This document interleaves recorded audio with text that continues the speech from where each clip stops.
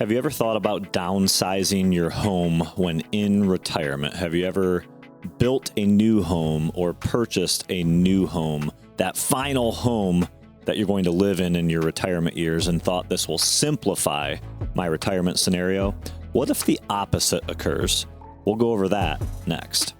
We're back. It's Rise in Retirement. My name is Jet. That is Taco. And we're talking about downsizing in retirement, meaning we're going to get rid of the home we've been in for many, many, many years, and we're going to do one final move. We're going to build that dream retirement home, or we're going to purchase that new home. We're going to upgrade, but we're telling ourselves in our mind, we're downsizing. Yeah. Right. And we've seen some major issues that have occurred for people. In today's case example, our hypothetical case here is going to go over just that. Yeah. Yeah. We have Dave and Sharon, 66 and 65. And I think what you're going to find here is Dave and Sharon's definition of downsizing is similar to what most people actually mean by downsizing when they get to this point in their life where they've got their retirement nest egg. They feel comfortable about what they're doing in retirement. They know what their expenses are, all that good stuff. And then downsizing, happens, and it's the term's used very loosely. It is. What I've learned over the years is when I listen to retirees and pre-retirees use the word downsize. Yeah. What they're referring to is their life, their lifestyle. Yeah. They're referring to, I don't want to have to take care of the lawn anymore. I don't want to have to deal with maintenance on my home. Right. My property's too big for me and my wife to handle, or me and my husband to handle. Yeah. I want a ranch. I don't want stairs anymore. I don't want stairs. Yeah. Right. And so they almost trick themselves into thinking, hey, financially speaking, if we do this, we should be downsizing the burden on the finances. Yeah. But it often happens in reverse. What we see in Dave and Sharon's case is they used the word loosely of downsizing and what they were thinking, but ultimately what it caused was more monthly expenditure need. The square footage might have got a little smaller. The lot size might be a little smaller, but the build out of this new home and they're 66 and 65. They're accustomed to a lot of things that they're not willing to give up just because of their downsizing as well. So let's work through it here. So they have a total retirement savings of about $860,000. 560 of that is in IRAs, about 200,000 in a brokerage account, 100,000 in Roth IRAs. Okay. Their annual spending goal is $80,000 a year, which is about $6,700 a month. In their current home. This is a fully paid off, no debt on the home. They've got Social Security coming in of about $3,200 a month, $38,400. So their withdrawal rate, current situation, is about 4.8%.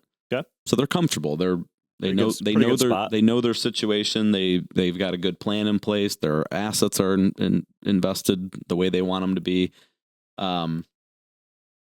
Then they start talking about this downsizing moment and what that build out's going to look like. And when they get all the things that they still have to have, because again, they're 66 and 65, they're still healthy. They're not just moving into this home to sit on the couch and, watch the news every single night. They still are going to have things that they want to do. They want specific rooms in the house that they're used to, their workbenches and all of these different things, right? And so the new cost of this home that they're building, they actually got to take a mortgage out. They take the proceeds from what they're selling their current home. They actually still have to mortgage a portion of this, which is going to add about $1,300 per month in addition to what they were already paying. So now all of a sudden they go up to about $95,000 a year income need. Yep. Still got that $3,200 a month coming in from Social Security. And so their withdrawal rate now jumps up to, between 6.5% to almost 7%, based on this new home. Would that stress you out?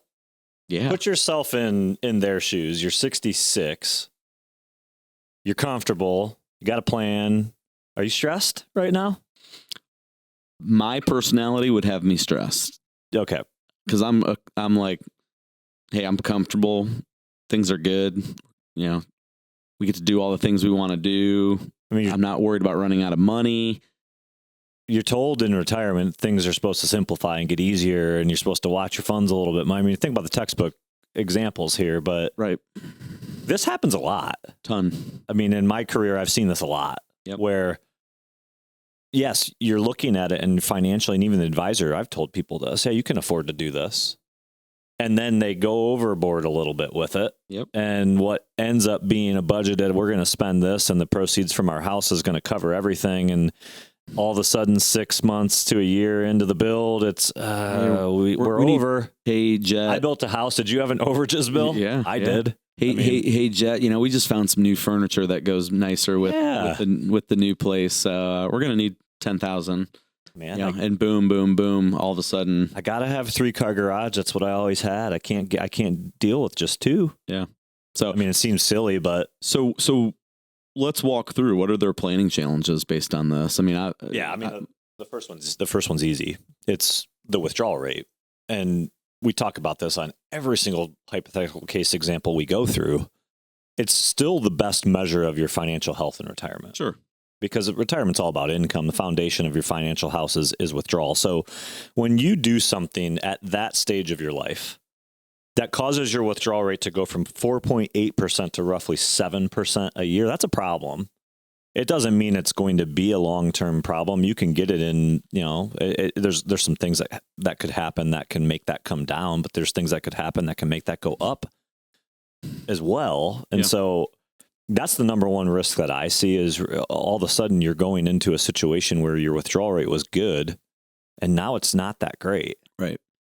Which causes, in my opinion, planning challenge number 2, the potential for an emotional disconnect between two spouses. Yeah. You asked me how I would feel. I'd be stressed. I don't know. Maybe not a good example about my wife, but in many cases with couples, there may be one that's going, hey, they're excited. Like they can't wait to get in this new house. They're really not thinking about the stressful part of it. And it can be a real struggle there of like, gosh, like I don't know how to enjoy myself now because now I'm just worried about, the cost of every little thing I'm doing. And, we were going out to dinner 2 or 3 times a night. Can we still do that? Can we still do that? Yeah. Or, hey, honey, like we're spending $1,300 a month more. I think we're going to back down on going out to dinner. One less cruise a year. Right. So I get it. It's the emotional side of this of going, I'm not sure if we're making the right decision. We both agreed to this and I know we wanted to do it, but I'm not comfortable that we can sustain this for the rest of our lives. If you've gone through a situation like this, if you need some guidance on this topic, any other general topic, go to riseandretirement.com. We have a lot of free resources there.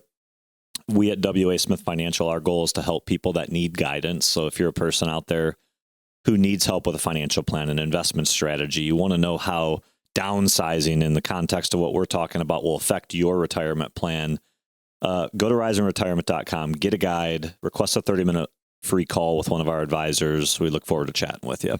Let's talk strategies. So I'll start with one, and this is the one that nobody really wants to talk about. Yep. They're going to have to consider refining this monthly budget. You just added $1,300 a month in cost. You're aware that increases your withdrawal rate and puts you in a risky spot. Is there anything that you can do with what you do on a monthly basis and how you spend that you could reduce? Yeah. So I don't want clients to have to do that, right? But it is something that they need to look at. Yeah, it's like the compromise potentially. Hey, we got our dream retirement home now that we don't have as much maintenance and all that type of stuff. But again, that's hard to do because what you bought yourself more time of not having to take care of the yard and doing all this stuff, which makes it harder to spend less. More time to spend more money. Exactly. Yeah. So those two that could be a tough one, but agreed. As I mentioned, that's probably the mindset that one of the spouses are having is, I think we need to cut out going out to dinner or, whatever once a week to try to make up for some of this overage now. Number two, another strategy is they really need a formal income plan. We call it, at our firm, we call it a one-page plan. Yeah. And we do a year-by-year income analysis that shows our clients, here's how much you have today. If you spend the way you want to spend with a conservative growth rate, here's how long the money's going to last. Yeah. And what can we do? What strategies could we explore that will make that look better? Yeah. Simple terms. Yeah. They define some purpose to their money, understand, where income will be coming from. They got to get real tight with that. Mm-hmm. They can't afford to make a mistake now with the almost 7% withdrawal rate. How does investment allocation come into that discussion? Because that's one thing we haven't talked about yet. They have $860,000. It's invested out there somewhere. Yeah. So talk to that a little bit. I mean, what kind of investment allocation conversation should they be thinking about or having? It just depends. We talk sequence of return risk all the time, right? So depending on what their risk profile looks like, they can't afford a 25% loss right now on their money. It would be detrimental. Yeah, that would be tough. So there's got to probably be some sort of peel back and look at, hey, we got to make sure we got the next 1 year, 3 year, 5 years worth of income safe and protected. That way we're not riding this roller coaster, from a potential market standpoint. One thing they do have, and this is kind of the final strategy or whatever you want to call it here, is they still have equity in this home. They took the proceeds that they sold their old home for, put it all towards this house. They had to take out a mortgage on this. On a smaller portion of the overall. But piece. They still have a large equity stake in this home to where if things got ugly, or if they did lose 25%, whatever, some of them, they start not being sustainable, they can always fall back on, let's sell the home and truly downsize. Yeah. The real downsize, which is go to something cheaper at the end of the day. Knowing these are the three strategies we talked about, refine the budget, right? Not something that normally people want to do.